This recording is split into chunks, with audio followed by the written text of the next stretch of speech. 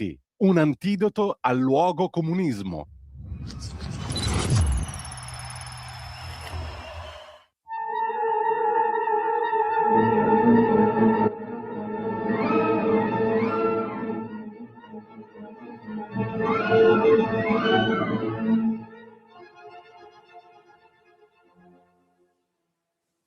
Buongiorno a tutte le ascoltatrici, buongiorno a tutti gli ascoltatori, buongiorno a Carlo Cambi che vedo già splendidamente collegato in audio video con noi per questa... Buongiorno a lei, grandissimo maestro, e ben trovato e grazie come sempre, perché come forse non tutti sanno, Carlo Cambi è qui gratis et amore veritatis. Ti piace questa rima? Mi piace molto, bravo. Perché quando c'era lui... Perché... Esatto, questo latino lo sapevano tutti quando c'era lui. Allora. Quando ci presentava con la grammatica, il devoto Oli, con il vocabolario, e diceva compagni, la camera T, eccetera. Lo dobbiamo portare qui dagli scorretti, Giorgio Bracardi, che è ancora vivo, tra l'altro è vegeto, è più che mai incazzato con Renzo Arbor. Catenacci, Vanacci, ma è uguale. Lo portiamo qua settimana prossima se ci sta, dai, che te l'ho contato. Intanto io stamattina, caro, ti devo dire la verità, mi è preso uno stranguglione, perché ho visto, tu hai fatto la rassegna stampa, presumo, perché la stai facendo in questi giorni, ma io mi sono preso uno stranguglione, si dice così da certe parti d'Italia, mi pare, perché ho visto che siamo governati da pedofili e satanisti. È il tuo giornale che lo titola a tutta pagina. E ho detto, ma voi vedete che il giornale di Belpietro adesso diventa il giornale contro la Meloni, contro il governo. Poi ho letto meglio, invece no, ho capito che era lo scandalo Epstein. Però a primo acchito, a primo botto, ho detto, siamo governati da pedofili e satanisti. La verità è passata all'opposizione. Che è successo? Non voglio farti parlare di casa tua malamente, però... Ho letto che il nostro vice direttore Borgonuovo, nonché collaboratore della tua radio, ha intervistato quello pozzo di scienza e di coscienza che è l'ex presidente della RAI Foa, che mette in guardia le umane coscienze da ciò che succede con Epstein. Punto. Riti satanici e violenze sui bambini. Sì. Pratiche inimmaginabili. Ci sono riferimenti nei file a pratiche inimmaginabili. Sì. E i veri colpevoli, si ha il sospetto, lo ha Marcello Foa, che rimangano impuniti. Sì. Allora, alla fine come la mettiamo qua, secondo te, Carlo? Ma come la bicicletta appoggiata al muro. Quella di Garlasco? Ma ragazzi, sì, ma ora siamo seri. Ora, Epstein è probabilmente uno scandalo di proporzioni inenarrabili, certamente c'è dentro il malaffare, il delirio dell'umanità. Ma come tu avrai visto, Carlo, qua ti stanno raccontando anche a seconda delle fazioni che questi prendevano i bambini, li ammazzavano e se li mangiavano, il che richiama anche, siccome Epstein è un ebreo, spia del Mossad, la turpe diceria, non è una diceria, il turpe luogo comune storicamente consolidatosi nei secoli dei bambini mangiati dagli ebrei, che gli ebrei si mangiano i bambini. La cosa che a me preoccupa di tutta questa cosa su Epstein non è tanto come posso dirti, lo scoprire che esisteva una centrale del malaffare, anzi neanche del malaffare, del delirio di onnipotenza degli umani, perché poi è bellissimo, perché dentro ci trovi di tutto, almeno stando ai file, no? Pensa al principe Andrea, numero 2 della monarchia britannica, che si mette a cavalcioni con la escort che lo frusa, cioè cose francamente. Detto questo, no, mi viene da dire, Carlo, scusa la battuta, ci andiamo ben oltre signorini qua. Figurati. No, naturalmente al netto delle accuse, perché è solo accusato da un pazzo, quindi non c'è niente di reale, eccetera, eccetera. È una battuta, volevo dire, è una battuta, perché poi quelli scrivono. Vorrei capire perché su Epstein si monta tutta sta terra, questa panna, e per esempio sugli scandali dei preti pedofili nulla. Io oggi ho fatto un pezzo sul Panorama, tanto per dirne una, ma ovviamente faccio fatica anche a farli passare certi pezzi, sulla sterilizzazione di massa che il governo danese ha fatto a carico delle donne UTI. e degli Inuit. E perché succedono queste cose? Perché ovviamente c'è una della famosa Groenlandia, tra l'altro. Famosa Groenlandia, no? Che cosa hanno fatto? Allora, devi sapere che gli Inuit hanno questa caratteristica, avevano questa caratteristica, che siccome è un popolo che vive fra i ghiacci e che ha un problema di riproduzione della specie, si sono inventati una cosa che peraltro era ampiamente praticata nella preistoria, cioè la poliandria. E uno dei gesti di ospitalità che gli Inuit facevano era di offrire all'ospite che arrivava la moglie o le figlie. Questo perché? Perché ovviamente si moltiplicavano le occasioni di fecondità. I danesi, che vogliono pigliarsi le terre rare degli Inuit, non è che hanno fatto il genocidio con i mitra, hanno fatto una cosa molto semplice: chiamavano le ragazze, anche adolescenti Inuit, alle visite ginecologiche e gli impiantavano la spirale per fare in modo che gli Inuit non si riproducessero. Certo, gli Inuit è una piccola popolazione, ma domanda, è meno esecrabile di Epstein? Ma secondo me no, assolutamente, anzi è peggio perché è fatto da un governo. Non solo, abbiamo scoperto che i missionari americani in Canada chiamavano i bambini dell'Inuit nelle scuole cattoliche e poi li facevano fuori. In una scuola, nel giardino di una scuola hanno trovato 3.500 cadaveri, scheletri.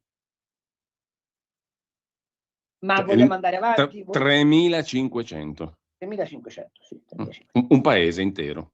Paese intero. Vogliamo andare avanti? Vogliamo occuparci di quello che fanno i cinesi agli Houthi? Vogliamo occuparci di quello che hanno fatto i turchi agli armeni e ai curdi? Vogliamo occuparci di quello che fanno i pakistani sulla popolazione buddista dell'Himalaya? No. Di tutto questo nessuno se ne occupa, però di Epstein sì. Perché? Ecco perché. Perché dietro c'è l'affermazione che lui è insomma, che quella rete lì appartiene al sionismo più becero e si sentono echi nazisti in queste campagne, cioè coloro i quali hanno affinità con la cultura di morte portata avanti dal nazionalsocialismo cercano di infangare con un revanchismo storico abbastanza schifoso la cultura ebraica attraverso le malefatte di Epstein. Ora, tant'è però facci caso, ogni volta che si parla dei file di Epstein, chi vengono fuori? Vengono fuori tutti democratici o repubblicani americani che hanno a che fare con l'origine ebraica. Poi arriveremo a parlare dei Rothschild, vedrai il complottismo. Ma quindi chi la sta gestendo questa operazione, secondo te? Questa operazione perché perfino Cazzullo l'altro giorno dice pensavamo che Bill Gates fosse una brava persona, ma tanto bravo non è. Cioè, adesso per dire, no? Ci sono dentro anche nomi dell'elite cosmopolita, progressista, compagnia cantante. Chi la sta gestendo però l'operazione? Questo è il fulcro della questione. A che pro? Secondo me chi ha interesse a gestire questa situazione si chiama Vladimir Putin e si chiama Xi Jinping. Cioè, se tu stai perdendo sul piano economico-militare perché improvvisamente alla Casa Bianca è arrivato uno che si è ricordato che esiste l'Occidente e ti rendi conto che la deglobalizzazione ti pone un problema di mantenimento delle tue posizioni di potere nel mondo, che sono concorrenza spietata, facendo strame di diritti umani per quel che riguarda la produzione, eccetera, eccetera, eccetera, che cosa fai? Cerchi di destabilizzare quelli che immagini siano le architravi del potere del tuo antagonista e metti nel ventilatore la cacca, dai la via al ventilatore, tanto comunque vada, chiunque becchi, metti sotto accusa il sistema che ti sta erodendo il tuo potere attraverso la deglobalizzazione. Questo è l'obiettivo, non ce n'è un altro. Quindi tu ci vedi la mano putiniana qua, Putiniana Xi Jinpingiana. Ci vedo la mano dei BRICS sostanzialmente, ci vedo la mano di chi ha capito che se riesce a mettere in ginocchio l'Occidente per questa via, puoi evitare di fare i conti con la deglobalizzazione. E quindi diciamo tante belle teste d'uomo dalle nostre parti si prestano a questo gioco, più o meno consapevolmente, diciamo. Più o meno consapevolmente e con uno sguardo di una miopia spaventosa, perché intanto perché prevale in tanti come dire, il credo di fazione, cioè se faccio fuori Bill Gates, faccio fuori Clinton, faccio vedere che la destra è dura e pura, in realtà poi si scopre che la destra è nello scandalo Epstein esattamente come gli altri.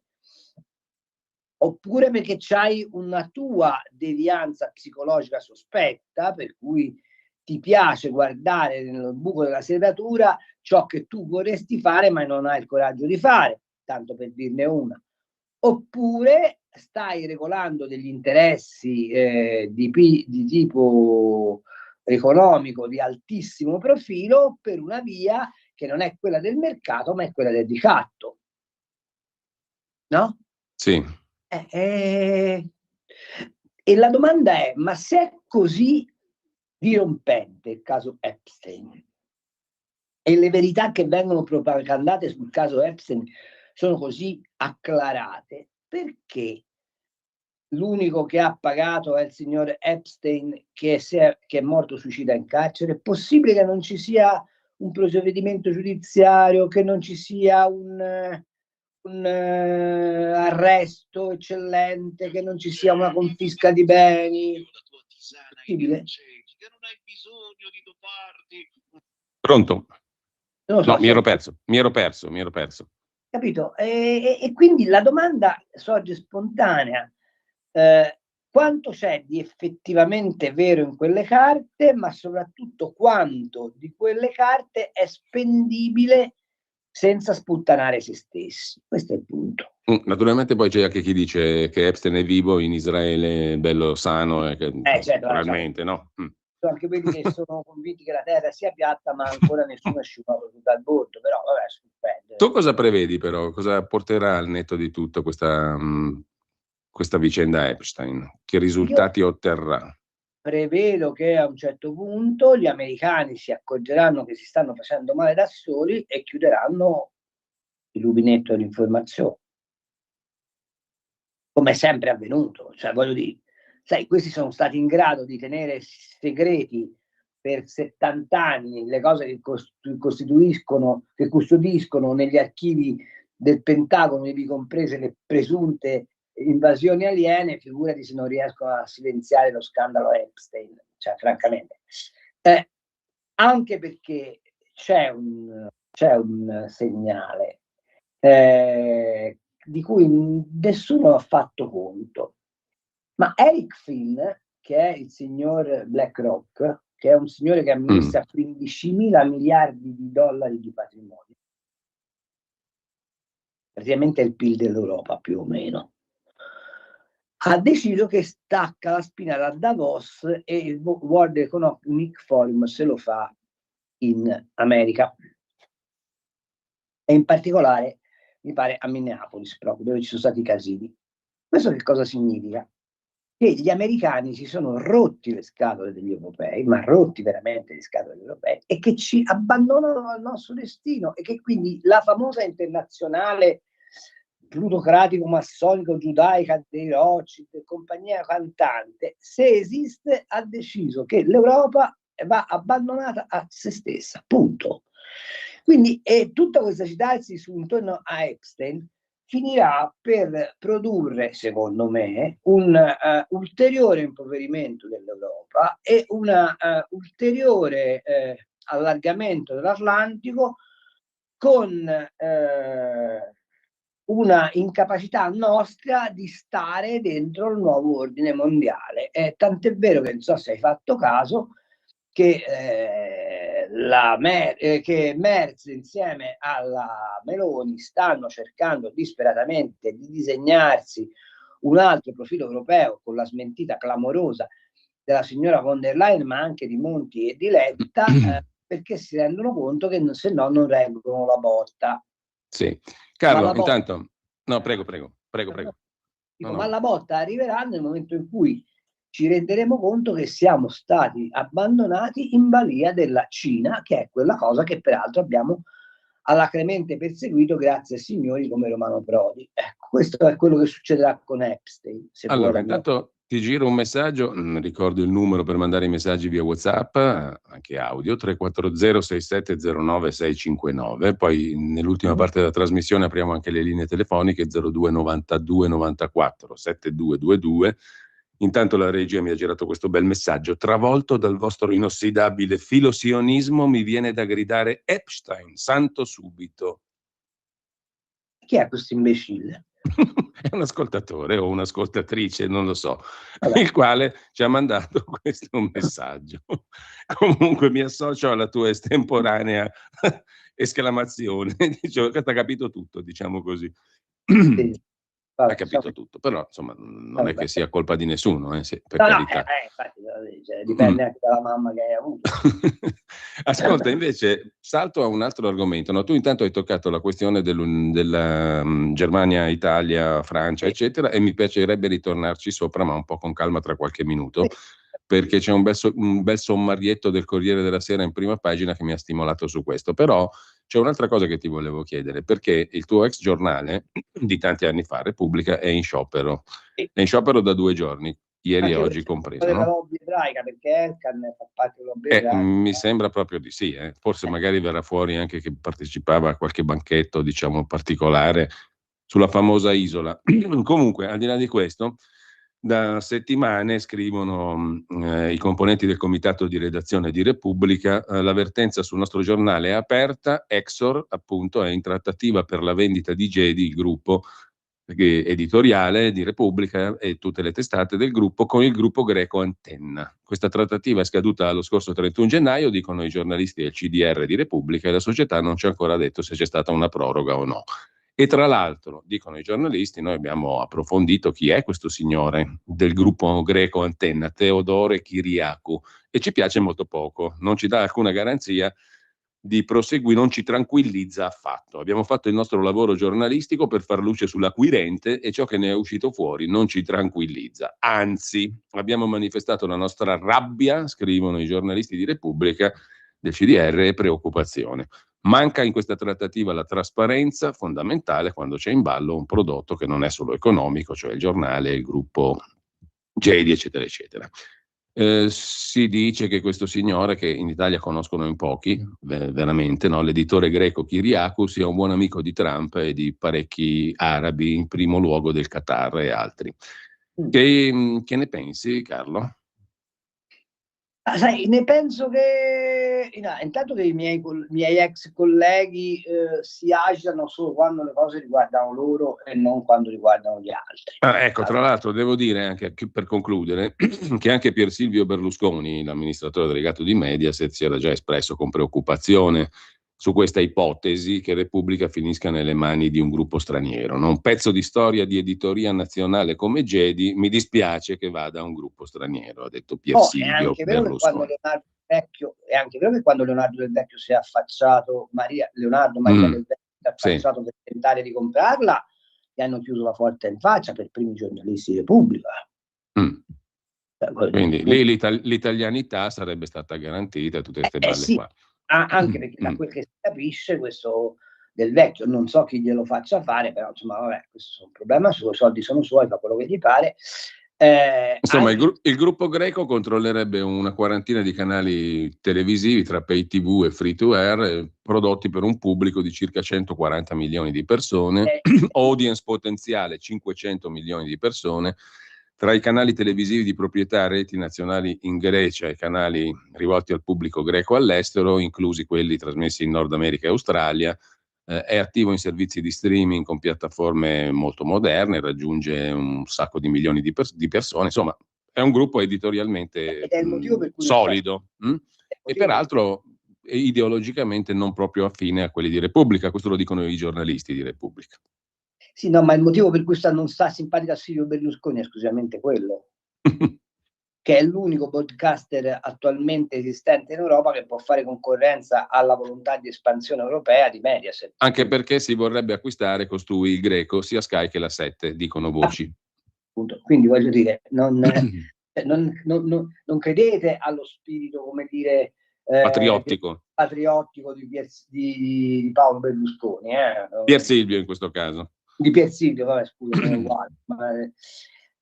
Il quale Pier Silvio è uno che è andato a patti con il PPE e Weber, capace di svendere la qualunque in Italia purché gli dessero via libera in Germania.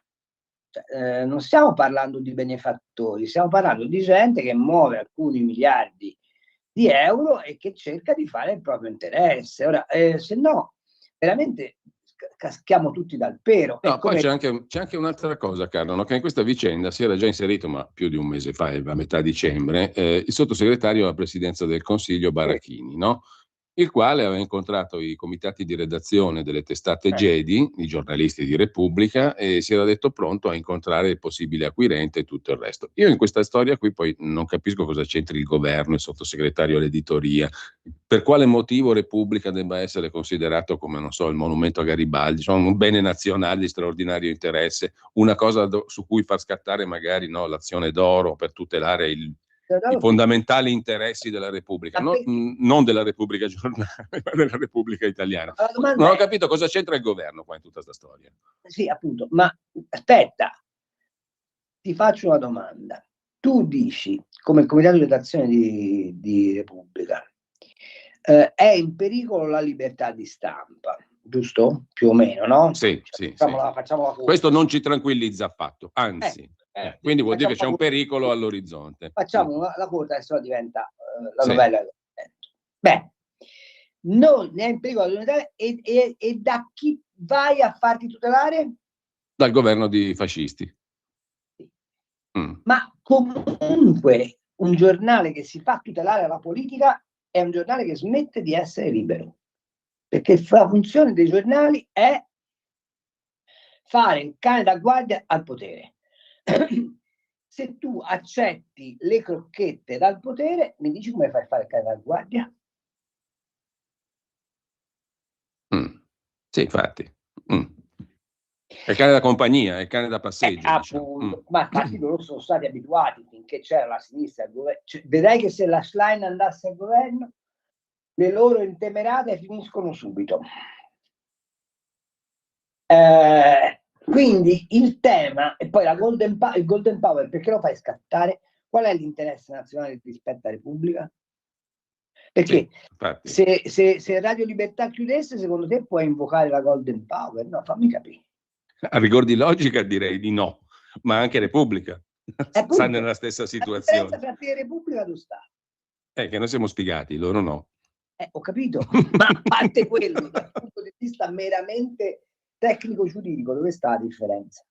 No, nessuna. Allora, ma a questo punto anche la libertà di Piacenza, no? È un paese buffo, anche la libertà di Piacenza è nata nel 1860, quello che è un bene nazionale, no? Esatto, stiamo a parlare di niente. Stiamo a parlare di niente. Ma scusa, ma allora perché quando, che so io, del vecchio si compra giorno Carlino e Nazione, nessuno strilla? Perché? Riffeser era presidente della FIEG, Federazione Italiana dei Editori Giornali. Stiamo parlando. Allora, cioè io francamente non li capisco. Se tu hai la forza di contrastare questa trattativa, lo fai. Se non hai la forza, ti becchi il padrone che ti tocca, dopodiché farai quello che ti tocca. Ma l'altra domanda che faccio io è: ma i colleghi di Repubblica quante volte hanno domandato a Elkann che cosa vuoi fare di Stellantis in Italia? Quante volte si sono occupati della causa dell'eredità Agnelli? Io non l'ho mai vista. Ho la sensazione che lì abbiano fatto solo soffietti e favori e basta, no? Allora di che cosa stiamo parlando? Basta, è come Epstein, capito? Cioè, improvvisamente c'è qualcuno che si impalca a paladino dell'onestà e della moralità, avendo frequentato per lunghissimamente questioni non morali e non e non cristianamente commendevoli, capito? Quindi lasciamo perdere. Sarà che Allora, sono di restrizione economica, nel senso che non costo niente e misuro tutto con le grandezze economiche. Datemi retta, è l'unico modo per stare al mondo seri. Carlo, per la serie beccati sti messaggi, non so se è lo stesso ascoltatore di prima che ci ha fatto divertire o un altro. La domanda è, voi che capite tutto e sapete tutto, com'è che vi siete fatti infinocchiare da Speranza e dai televirologi? Per logica, no? Per logica si passa da Epstein, santo subito, a quella domanda qua.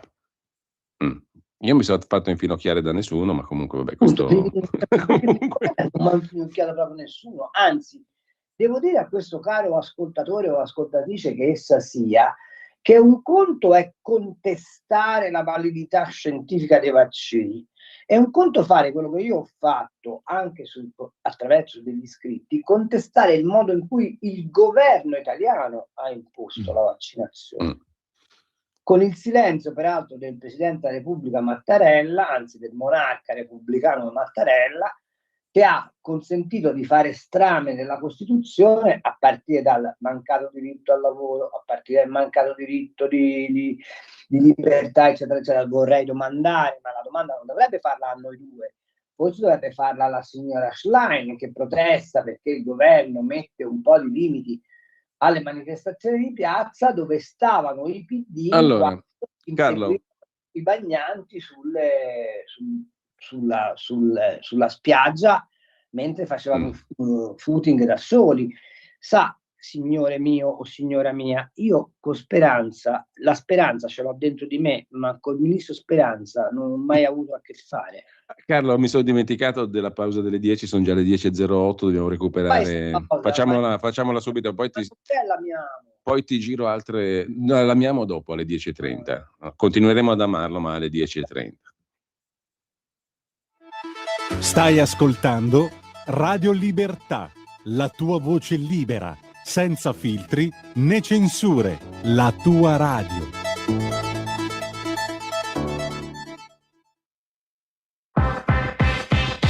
Per interagire con Radio Libertà, inviaci un messaggio di testo, audio, video al nuovo numero dedicato a te. 340 6709 659 340 6709 659. Rimani connesso con Radio Libertà, la tua radio. Porta con te ovunque Radio Libertà. Scarica la app per smartphone o tablet dal tuo store o dal sito radiolibertà.net. Cosa aspetti? Allora, rieccoci qui, gli scorretti con Carlo Cambi, poi vorrei toccare un po' di altri argomenti, Carlo, però intanto devo fare una rivelazione al nostro pubblico. Ecco, facciammola. Questa pausa, sapete perché a cosa è dovuta? A cosa è dovuta? Spiega. Il cardinale va avanti nell'età e la prostata incombe. No, per la verità no, però ho riempito il bicchiere d'acqua in vista del corretto esercizio del suddetto organo. Ma Frida, ce l'hai con te o no? Sta dormicchiando dall'altra parte, non si fa vedere. Stamattina è poco partecipativa. Si è annoiata con Epstein e tutti questi argomenti qua.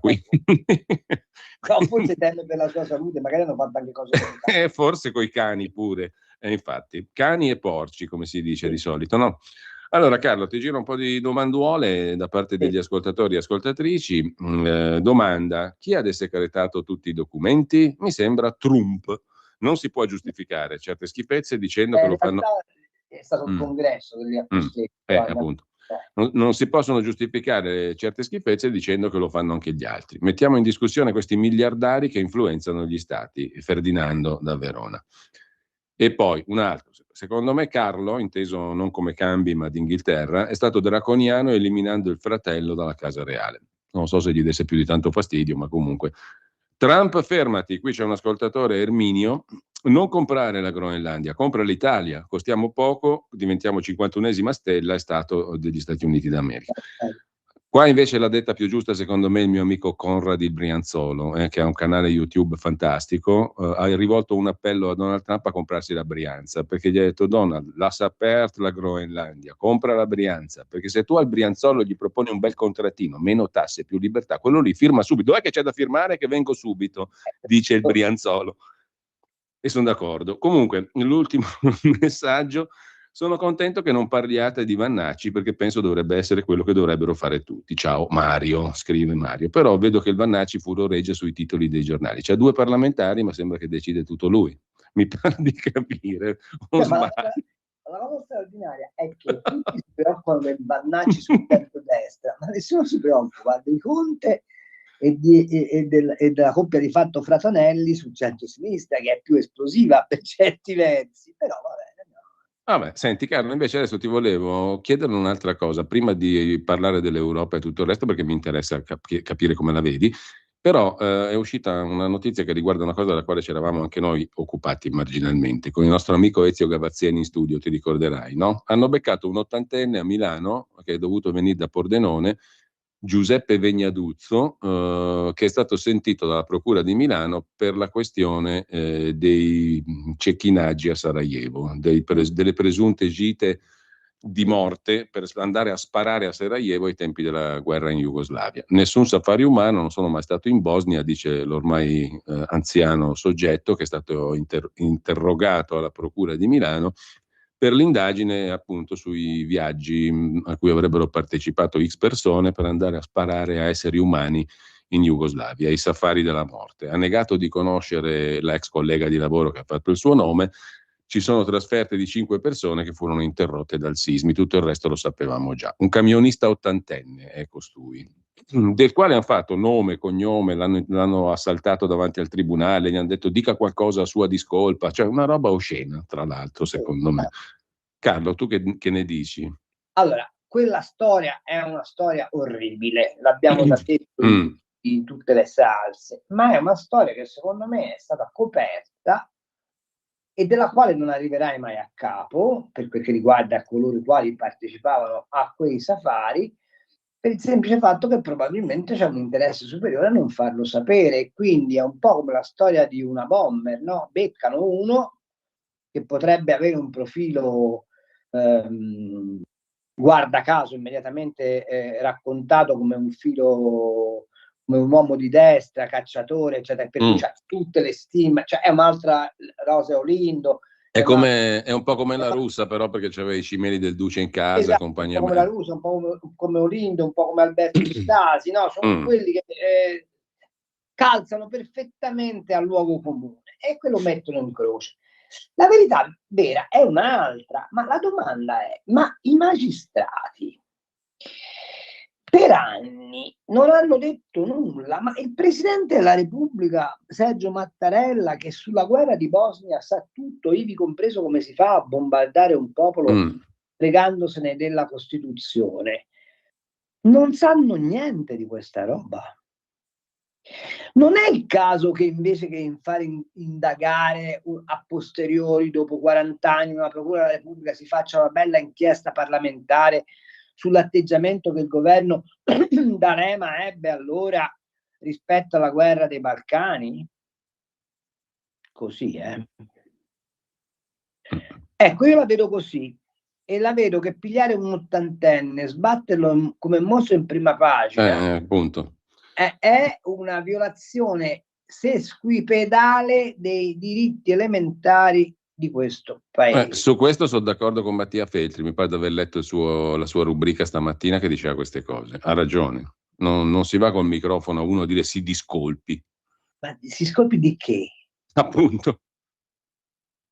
Del fatto È proprio l'inversione totale del famoso onere della prova, cioè te sei messo nel mirino, ti devi discolpare, che è un cliché orrendo ma che funziona in tantissimi casi, come abbiamo spesso visto. Allora ti giro un po' di messaggi. Le carte di Epstein c'è anche questo.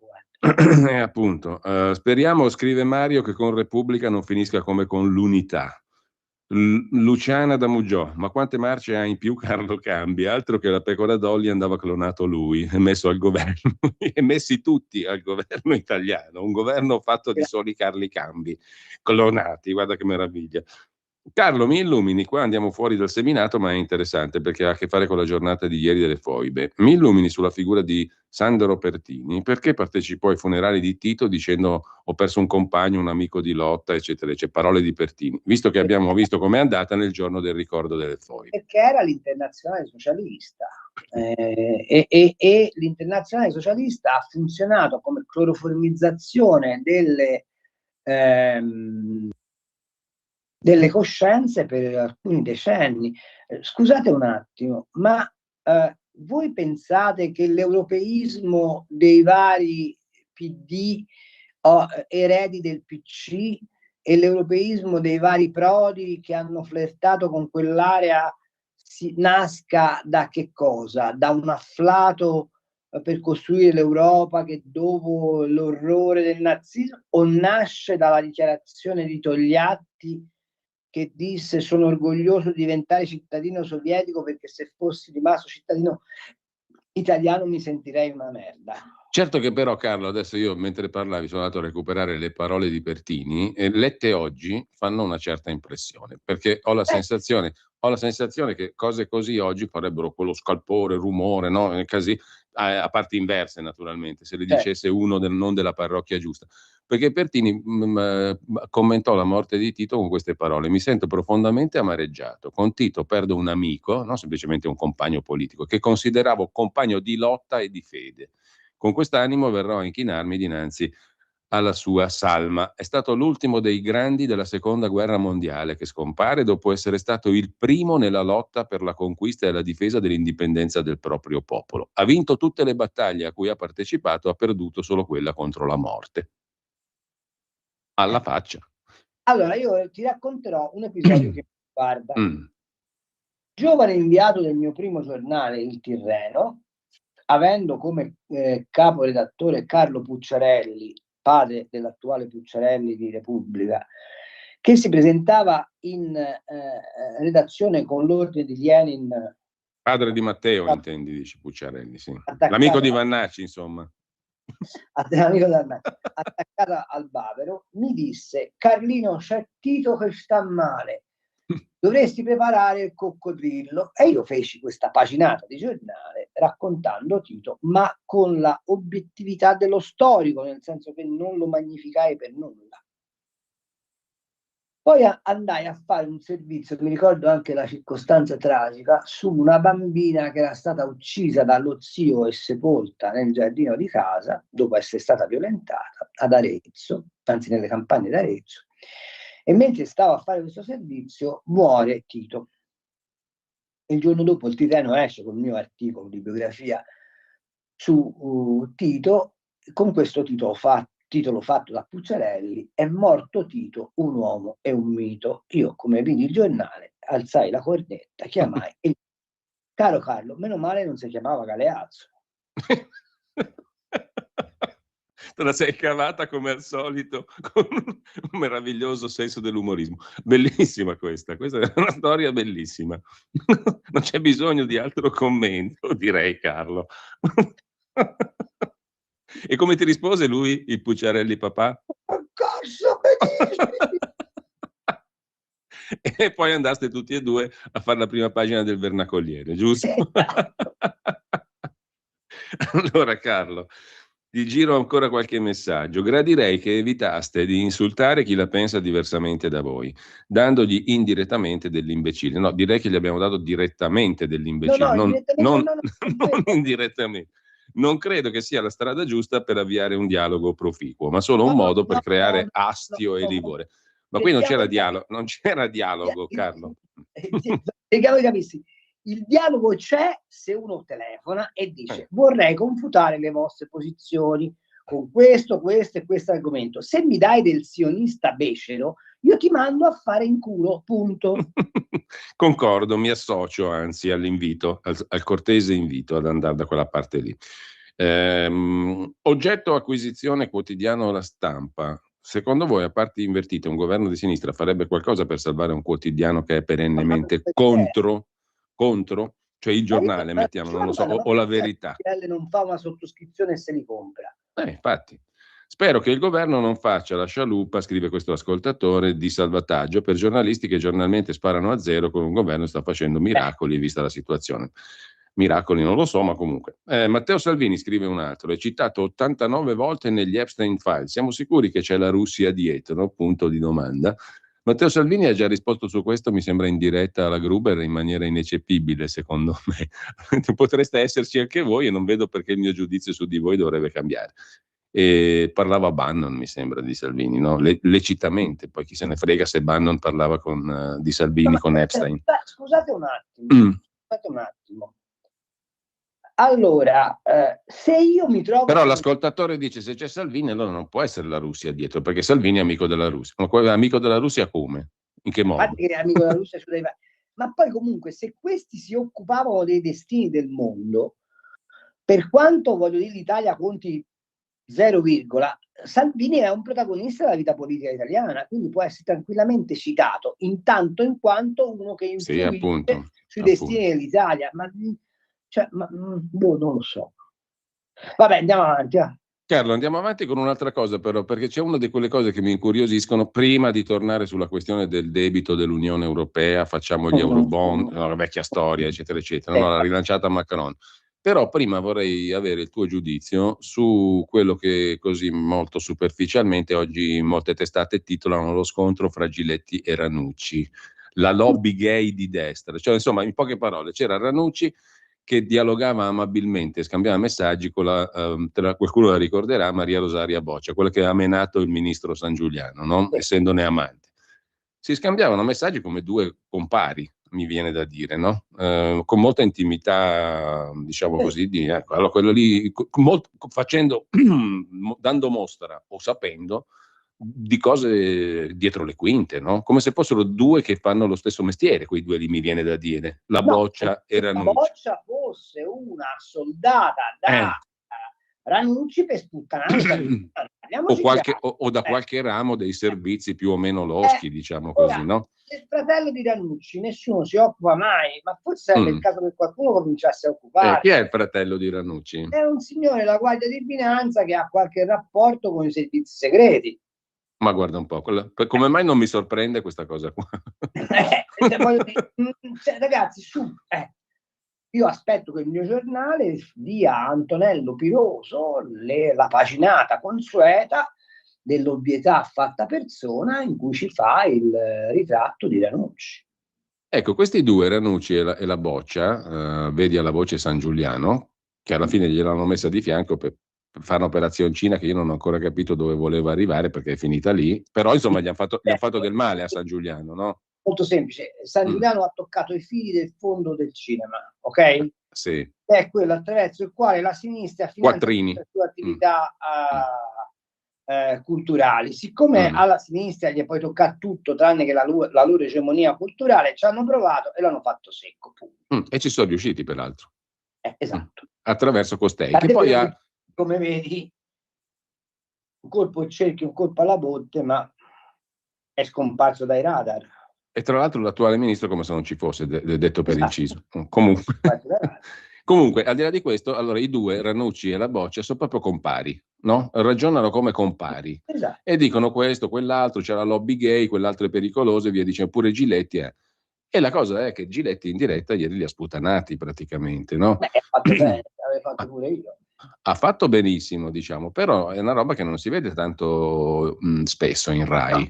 Che sta succedendo? La domanda che io voglio fare, la signora Floridia, presidente della commissione di vigilanza Rai, 5 Stelle.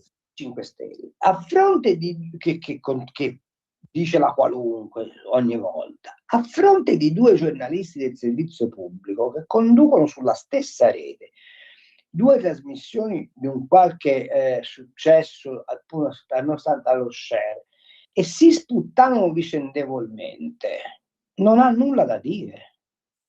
Tra l'altro viene dopo il fatto che analoga cosa era accaduta tra Barbareschi e Ranucci sempre sulla Rai. Non ha nulla da dire. E l'attuale amministratore delegato della Rai, il signor Giampaolo Rossi, non ha nulla da dire, e la Lega, a fronte di questa privatizzazione della Rai in mano ad una cricca che sta intorno a Fratelli d'Italia, non ha nulla da dire. Non lo so. Io su questo sì rimango basito. Di Epstein non me ne frega assolutamente nulla, ma di questa roba qui invece sì, mi interessa. Perché è la dimostrazione di come il centrodestra stia definitivamente perdendo il controllo politico sulle persone che dovrebbero rappresentarlo. Guarda cosa è successo con la successione di Spaventa alla Consob, guarda quello che sta per succedere ai vertici delle principali aziende pubbliche e enti di garanzia, dove sulle presidenze non si dice nulla, perché è tutto ingessato in una logica di spavento verso l'avversario politico. Il quale quindi a questo punto è pronto a tornare al comando. Il quale a questo punto, siccome può fare il bello e il cattivo tempo perché gli viene consentito di farlo, è pronto a tornare al comando, avendo peraltro un tutore straordinariamente potente che si chiama... Sul colle allora, alto. Vogliamo cominciare a fare un'azione politica reale nel paese per cambiare gli equilibri secondo mandato elettorale? Sì o no? Allora, Carlo, ti giro 2 messaggi, poi alle 10:30 dobbiamo chiudere, abbandonare la riunione. No, che ci richiamano subito, però dobbiamo chiudere per ragioni di tempo, che poi ci richiamano subito. Lo amiamo, anzi la amiamo, perché ho la sorpresa di sentire una voce femminile, la consorte di lui, che è altrettanto valida. Comunque, al di là di questo, allora, Pertini, l'ideologia soprattutto, scrive Antonello da Seregno, vedi Maduro. A proposito, i profughi istriani alla stazione di Bologna vennero accolti con sputi e insulti. No, c'è anche una bellissima prima pagina di Italia che dice che cosa vogliono fare qua, che ci portano via il lavoro e le conquiste sociali. È esattamente lo stesso partito che oggi è contro i respingimenti dei migranti. È esattamente lo stesso partito. E ieri ho sentito una voce magnifica, quella della signora Grazia del Treppo, che è una signora che lasciò l'Istria con la sua famiglia in quegli anni là, è nata a Pola nel 1941, l'ho sentita incredibilmente su Rai Radio 3, che raccontava proprio questa cosa del treno di Bologna, che addirittura i macchinisti del treno si rifiutarono di aprire le porte degli sportelli per ricevere dalla Croce Rossa il latte e il cibo per i bambini, per le persone che erano i profughi che arrivavano, e lo sparsero lungo i binari per terra in segno di sfregio. Voi non dovete né mangiare né bere il latte né essere nutriti, siete dei subumani, fate schifo. Questa era la cosa terrificante.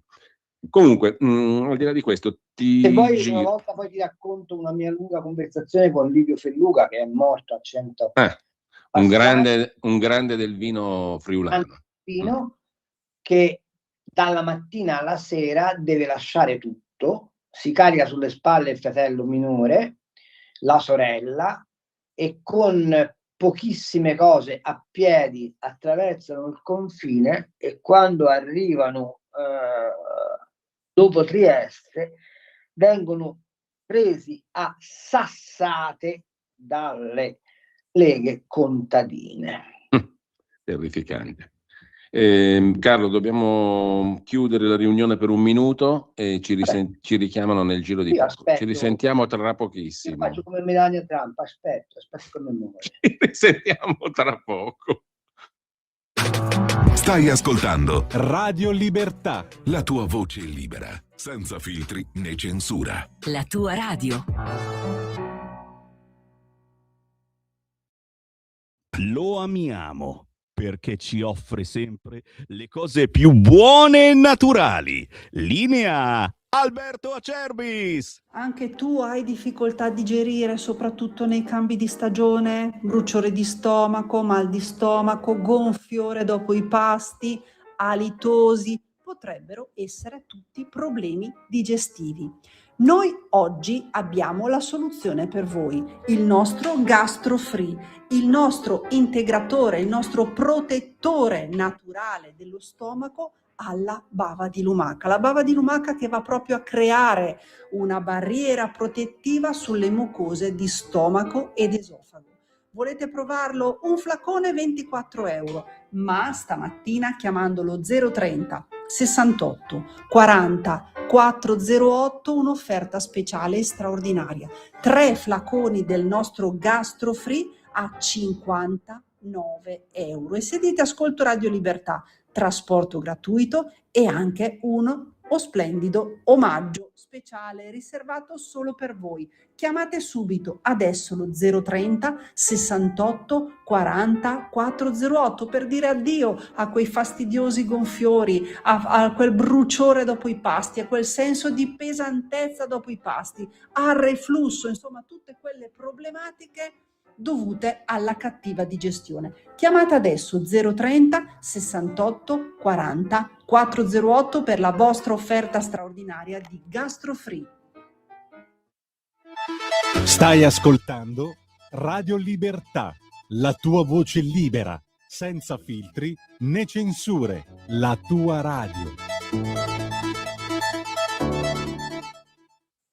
Giulio, Rieccoci. mi fa un piacere. Dimmi Carlo. Mi devi chiamare in trasmissione o la signora o il signore Acerbis. Lo dobbiamo fare una volta, fuori dagli spot e dalla pubblicità. Dobbiamo parlare della bava di lumaca. No, lo dobbiamo fare. Voglio dire, dai. Noi volevamo andare a trovarlo in loco suo, diciamo Sì, così, però dovremmo intanto invitarlo da noi qua, hai ragione. Però lo devi invitare. Hai ragione. Intanto, allora, sono già le 10:32. Chi vuole intervenire può farlo. Chiedo a Francesco, che è la nostra solida roccia in regia, di aprire le linee telefoniche 02 92 94 7222 per chi vuole intervenire. Ripeto, 02 92 94 7222 per i messaggi 340 6709 659. Però sono in arretrato con un paio di messaggi. Un saluto a Carlo, scrive Luca da Brescia. Da figlio di esule fiumano reputo il fu Pertini, per non infierire sul morto, reputo non dice l'aggettivo, ma vorrei porre l'attenzione sulla sua vita. Pertini fu alla stessa stregua dei criminali, partigiani, comunisti che uccisero parenti sulle colline di Porzus. Un abbraccio a entrambi. Cardinal Cainarca, Dino dalla provincia di Brescia, prometti il tuo voto per il prossimo concistoro per elevare Carlo Cambi a Papa. Te vogliono al governo eppure come Papa, Carlo. Non è un po' troppo? Allora Pertini... Diciamo che Prodi ci ha provato. Allora, scrive un altro ascoltatore, Gian Pertini, mi viene in mente una P che non è proprio patria, ma l'elogio dell'ultimo che ha firmato una pena di morte in Italia. Allora, se dico così, sono negazionista, complottista, a stato Putin? Scrive Gian. Gianni da Roma. L'accordo Roma-Berlino in questi giorni mi sembra più stringente, mi sembra che tenda a restituire agli stati al loro potere decisionale più forza, a scapito del potere europeo e dei suoi assurdi lacci e lacciuoli ideologici che hanno distrutto le economie, soprattutto italiana e tedesca. Tedesca forse un po' meno, ma comunque dalla lettura però dei giornaloni sembra che sia Meloni che Merz per questa loro battaglia si ispirino agli scritti del Super Draghi e di Letta, che in realtà tutto vogliono meno che ridare sovranità ai singoli stati. E questo ci riporta all'argomento del quale avrei voluto sentire la tua opinione, Carlo. Ma ti giro anche gli ultimi 2 messaggi, poi abbiamo anche 4 chiamate. Per la miseria, non ce la facciamo, comunque le sentiamo. Con gli interessi globali, scrive Antonio da Padova, che aveva Epstein, non escluderei che nei suoi file comparisse anche Madre Teresa di Calcutta. E se fosse, come la metteremmo? Per Cainarca da non leggere, allora non lo leggo. Comunque me lo leggo per conto mio e ringrazio l'ascoltatore. Carlo, ti lascio un breve commento sui messaggi, poi sentiamo le telefonate. Sono tanti. No, sull'Unione Europea parliamo a parte, non nel breve commento. Però sull'Unione Europea direi che merita a parte. Il resto, considerazioni assolutamente commendevoli, ma insomma, non lascerei perdere. Non abbiamo il tempo di commentarle come si dovrebbe. Allora, sentiamo allora le telefonate in ordine. Pronto? Buongiorno a tutti e due, Lisetta. Buongiorno. Hola Lisetta, ciao Lisetta. Allora, altro argomento che non c'entra niente col vostro. Allora ragazzi, facciamo attenzione al mostro economico Cina. Allora, secondo me i contrasti e le difficoltà e le incomprensioni tra le due sponde, dico io, dell'Atlantico, penso siano dovute al gap tra gli USA e UE. Prima di tutto culturale, poi scientifico, tecnologico e aggiungo economico anche. Oltre Atlantico, Trump è la parte americana più avanti culturalmente, a piena coscienza di ciò che è accaduto nell'ultimo ventennio con la globalizzazione della realtà internazionale che si è creata. Sul proscenio, mi sembra la parola più giusta, globale, vi è un mostro economico, la Cina, che è avanti 20 anni rispetto all'Occidente e vive, secondo me, già in un futuro che per noi è da fantascienza.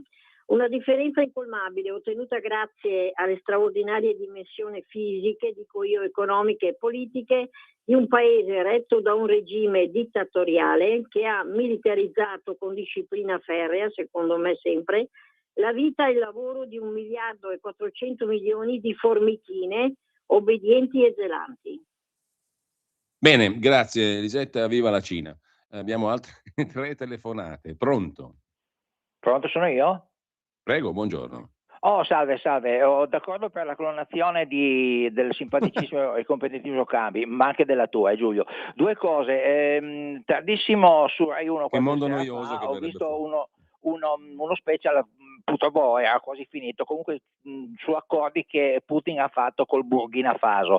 Io adesso a questo punto non ci capisco più niente sulla politica di Putin, sull'Africa e compagnia cantante. Pensavo avesse certe idee, comunque evidentemente ne ha altre. Sul fatto della pedofilia, d'accordissimo su Epstein, però non so, sarete senz'altro a conoscenza anche voi, che anche qui in Italia la Sharia, imposta dai nostri amici, prevede il matrimonio con bambine di 9-10 anni, ma qui in Italia ho visto un servizio anche lì dell'ottimo Giordano, e io veramente vorrei sentire un vostro commento, ma ormai ho deposto le armi. Ciao a tutti.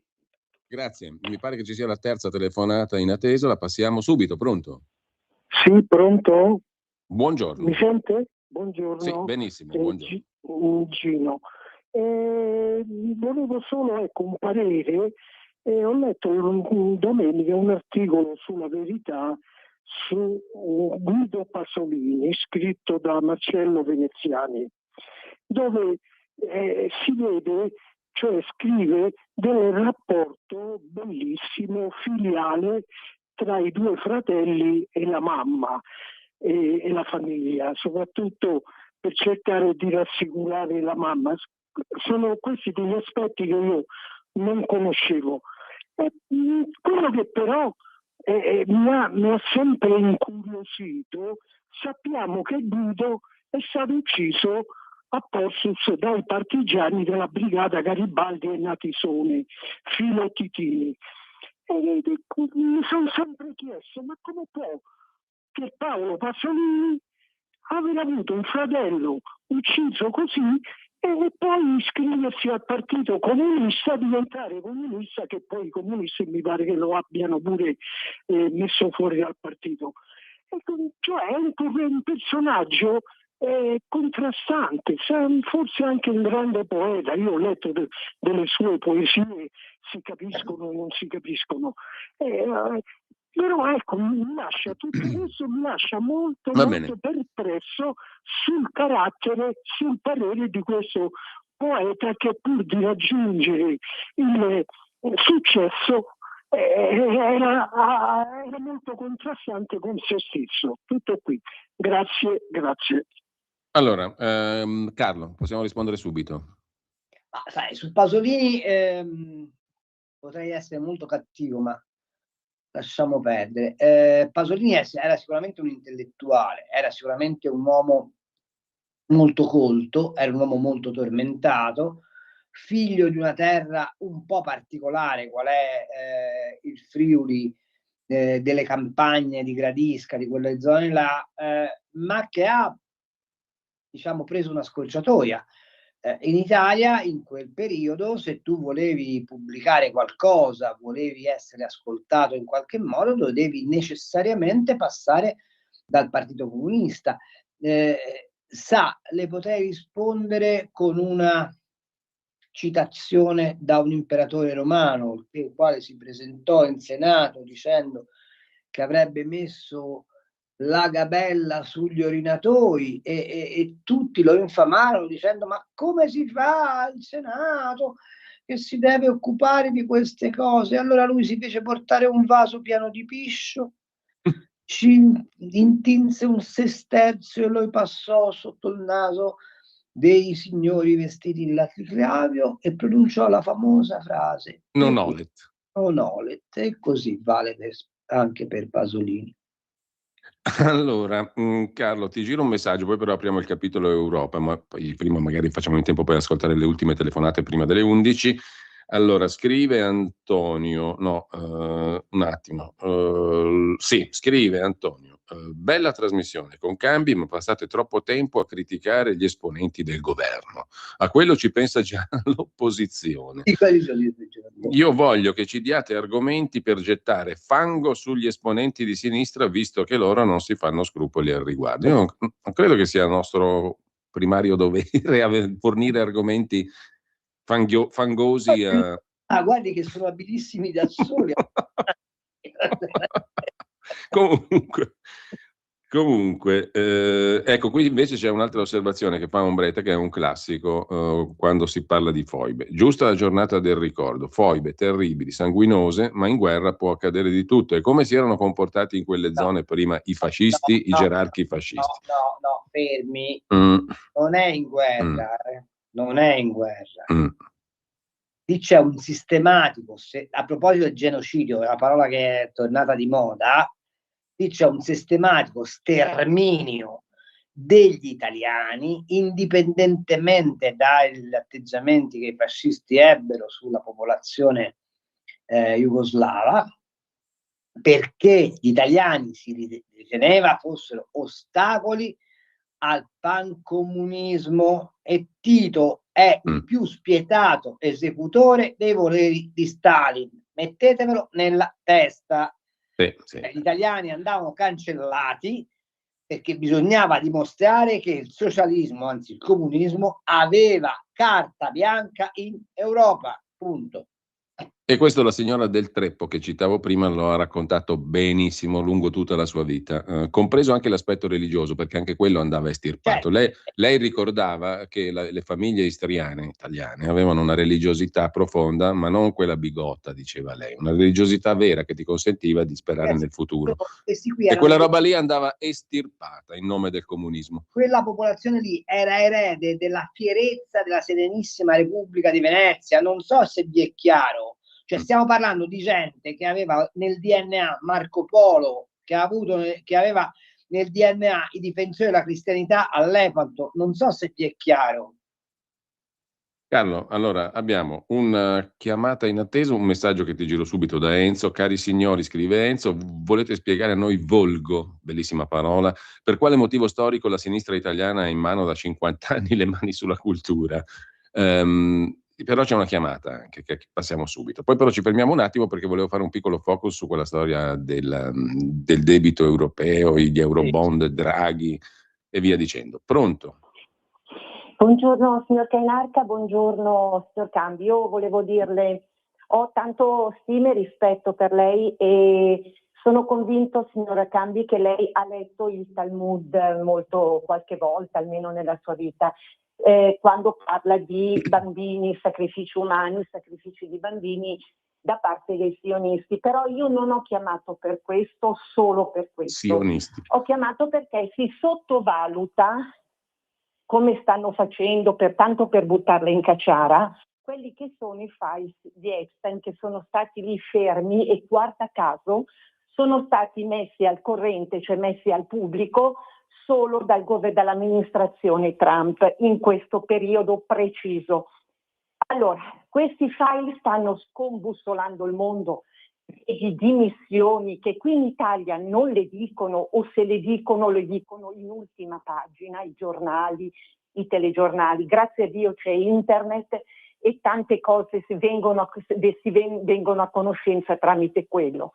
È partito il governo di Keir Starmer, il governo inglese, partirà il governo francese, ne andranno a casa questi satanisti, licantropi, e chi più ne ha più ne metta.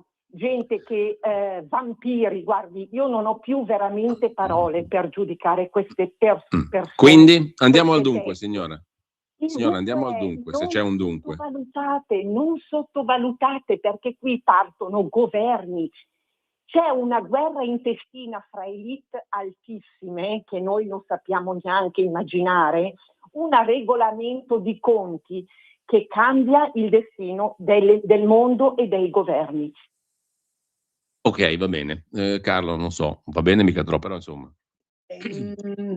Signora, io posso anche aderire alle sue affermazioni, aspetto di vedere che cosa succede.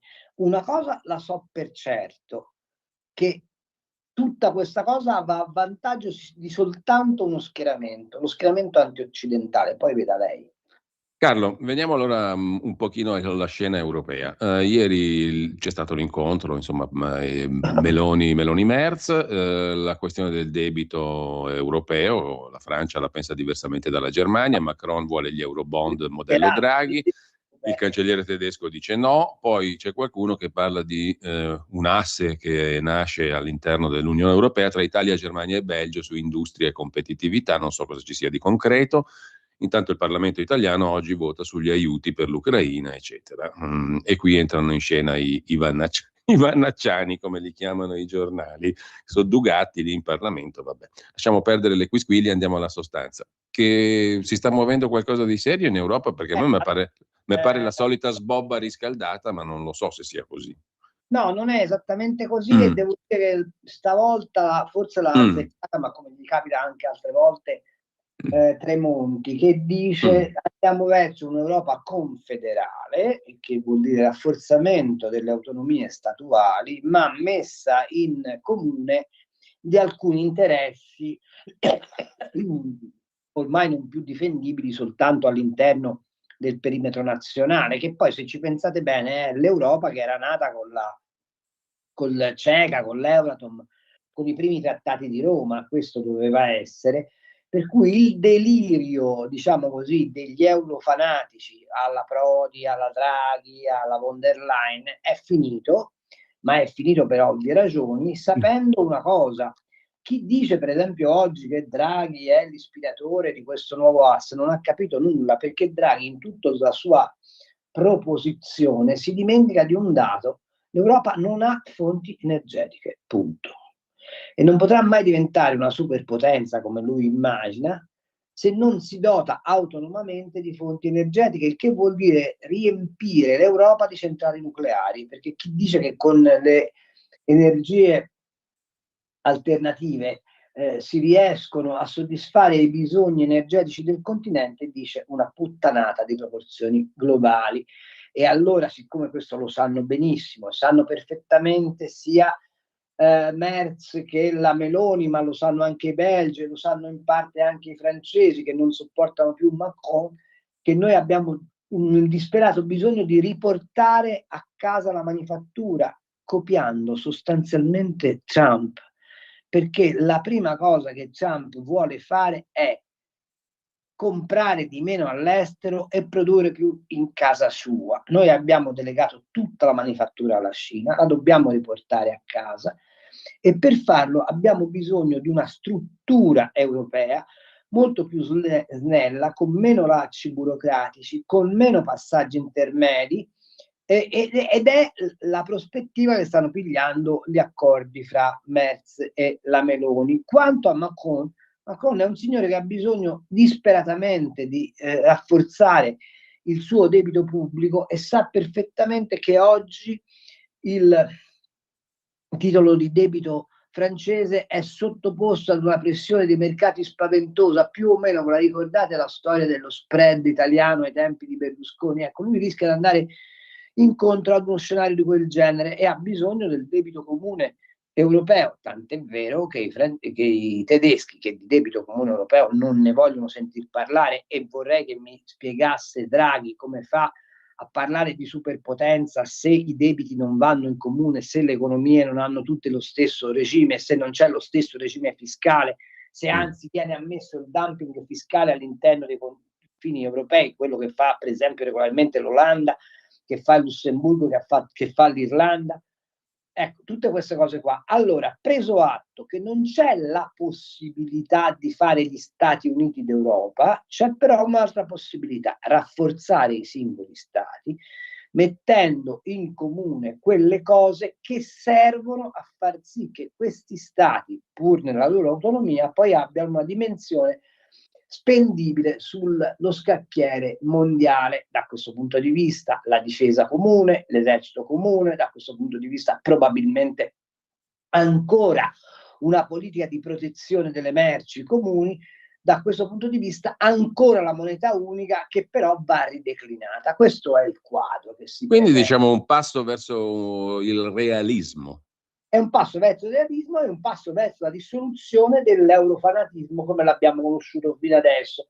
Quindi è totalmente in direzione ostinata e contraria a ciò che vanno predicando Draghi e Letta. Questo per capirci. Quanto alla dimensione economica, io non so perché i giornali di destra non facciano quello che sta ultimamente facendo il Messaggero, e cioè raccontare come stanno effettivamente i conti italiani. I conti italiani stanno che le famiglie hanno recuperato potere d'acquisto, l'Italia è il paese che ha avuto la miglior performance da questo punto di vista nel quarto trimestre del 2005, la sta avendo nel primo trimestre del 2006 e 2026, è il paese che ha abbassato di più di tutti il rating sul debito pubblico, è il paese che anche grazie al PNRR ha fluidificato molto la pubblica amministrazione, è il paese che in questo momento ha la produzione industriale in ripresa, tant'è vero che il PIL è sopra l'1%.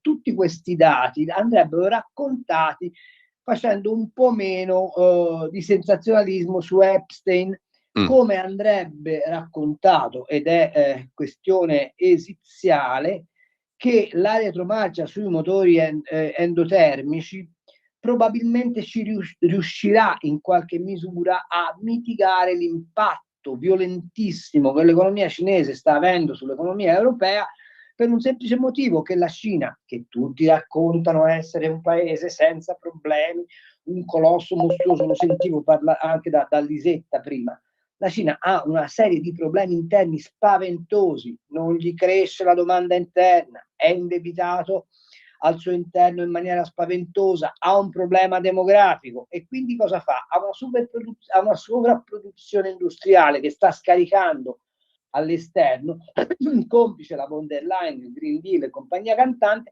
che hanno fatto sì che quasi la metà del surplus commerciale cinese sia fatto in Europa. Ecco, gli accordi fra Merz e la Meloni tendono a mitigare questi effetti, ma per mitigare questi effetti non puoi avere l'unione farraginosa che hai adesso, puoi avere degli stati che si mettono d'accordo, anche con trattati se vuoi bilaterali, ma comunque migliorando le relazioni fra di loro, ma che agiscono, insomma, è agire divisi per colpire uniti, la strategia che viene fuori Merz e Meloni. Ed è, credo, oggi, di fronte alla deglobalizzazione decretata da Trump, l'unica postura positiva che si possa avere. Appunto, un passo nel senso del prendere atto delle cose come sono, esatto. No? Forse non così radicale, ma si va nella direzione giusta. Sì, poi ci sono i vari gradi di interazione, ma la linea di tendenza. Però la linea è interessante, è interessante. Carlo, mancano pochi minuti, però siccome tu hai fatto la rassegna stampa stamattina, avrai visto senz'altro, la stavo sfogliando adesso, la prima pagina del Fatto Quotidiano e 2 paginoni del forum di Marco Travaglio, la redazione del Fatto Quotidiano. Quando cazzo lavora? Con Sua Eccellenza il procuratore di Napoli Gratteri, il quale per conto mio ha detto 2 bestialità che avrebbero legittimato la sua scomparsa dalla scena pubblica, cioè che Falcone era contro la separazione delle carriere e che lui avrebbe denunciato, Gratteri, chiunque avesse usato le sue stesse parole di Gratteri di qualche tempo fa, sempre al Fatto Quotidiano di anni fa, nelle quali lui era assolutamente per il sorteggio dei componenti del CSM. Non c'erano dubbi su quello, no? Però ho detto, se chi utilizza questo mio filmato di tanti anni fa lo denuncio. Allora, dopo 2 uscite così, che credibilità può avere uno che pure riveste un ruolo importante, procuratore di Napoli, magistrato che dice di se stesso non sono un ideologizzato e questo li manda ai matti, da Marina Berlusconi in avanti. Beh, questo è la sua autoimmagine, diciamo. Ma uno così, che legittimità, che credibilità può avere? Beh, io lo manderei in vacanza insieme a Cafiero De Rao. Cioè, che vuoi che ha Scarpinato, che vuoi che ti dica? Che oggi dice lì col sì la giustizia sarà solo per i ricchi e per i potenti, col sì al referendum. Io non vedo il nesso, tra l'altro. Sì, ma io stamattina in Cassina Stampa l'ho commentata in questo modo. Ha ragione Gratteri, è vero. Cioè la giustizia è solo per i ricchi. Allora facciamo così. I 29 milioni che ogni anno lo Stato italiano paga per ingiusta carcerazione, li facciamo pagare ai magistrati e con quei 29 milioni assicuriamo la giustizia per i poveri, va bene? Giusto. Cioè, è un teatrino vomitevole e la cosa che a me dà molto fastidio, e te lo dico chiaramente, è che a livello territoriale il centrodestra non sta facendo nulla come campagna referendaria, niente. Infatti mi sembra molto moscia la cosa, no? Oggettivamente, perché? Non lo so perché semplicemente la Meloni ha detto indipendentemente da come va io non mi dimetto e quindi l'ordine ai sottopancia dei partiti è non vi mobilitate troppo perché sennò diventa poco credibile che noi non ci facciamo scalfire dal risultato. Però Carlo, a questo punto il cittadino, anche l'elettore di centrodestra, non so se la prenderà benissimo sta cosa. Non credo, non mi pare, non è corretto, diciamo. No, infatti, il problema qual è? È che ormai i nostri, anche del centrodestra, sono abituati a considerare il cittadino e l'elettore meno di niente, come se la gente non potesse avere una sua opinione propria. No, poi c'è anche un aspetto abbastanza sgradevole, lo dico da osservatore, non so se tu lo condividi, ma mi pare che poi alla fine diranno tutti, vabbè, è stata una cosa di Nordio, so cavoli di Nordio, tanto quello è uno poco omogeneo, che non ce ne frega niente a nessuno, non è un leader di partito, non è che sia organico, un apparat chic di qualsiasi partito, è uno che ha fatto la sua carriera, è anziano, chi se ne fotte, cavoli suoi, ha sbagliato lui. Ubriacone e nessuno l'ha difeso, ma lasciamo perdere, questo fa parte della meschinità della politica italiana, ma mi lascia basito questo atteggiamento perché vuol dire che è passata l'idea che la politica è proprietaria dei signori dei partiti. La politica è fatta in nome e per conto del popolo e se tu non senti il dovere di mobilitarti su una sfida come quella del referendum per la giustizia, che è una sfida esiziale per i destini della democrazia di questo paese, ti meriti che la gente non solo non ti vota. Ecco, Carlo, abbiamo proprio un minuto e questa tua considerazione mi induce a farti l'ultima domanda che mi viene. Allora, se dovessimo ammettere, se si verificasse il caso che al referendum vince il no, cioè che la riforma viene bocciata, secondo te che succede? Che ti sopporti Mattarella e tutto quello che Mattarella significa, quindi non direttamente lui, per i prossimi 50 anni e che la magistratura ti va dentro al potere politico come il coltello nel burro e tu puoi fare tutte le leggi che vuoi sull'ordine pubblico, sulla migrazione, finché non ti buttano fuori dal potere ti fanno diventare matto.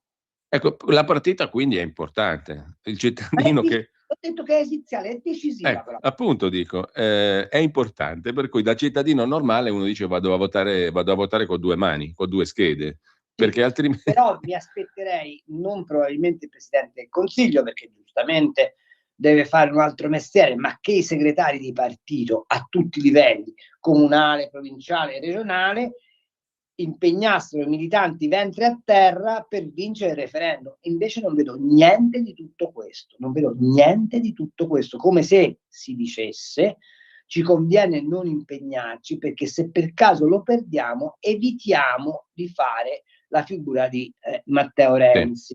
Sì. Se lo perdono non hanno capito che vengono cacciati a colpi di inchieste dal potere. Bene, dobbiamo salutarci qua. Matteo Renzi e le sue belle ville, che tra l'altro sono invidiosissimo di questo. Vorrei pure fare, imparo l'arabo a fare conferenze anch'io a Abu Dhabi. 17 milioni in 2 anni non è male, diciamo, lo scriveva ieri il tuo giornale, La Verità. No. Allora, Carlo, grazie. Intanto, grazie a Carlo Cambi, un saluto a tutti coloro che ci hanno seguito, sono le ore 11. Vuoi farmi dire una cosa? Prego. Guarda, che è come ai tempi di Tangentopoli, che se non avevi un avviso di garanzia non contavi nulla. Se non sei citato da Epstein non conti niente, vorrei che fosse chiaro. Tu ci sei nei file. Io me lo auguro. Non so. Speriamo, va bene. È come Grazie. Capito? Grazie Carlo, un saluto a te, un saluto a tutti. Ciao. E buona prosecuzione di ascolto.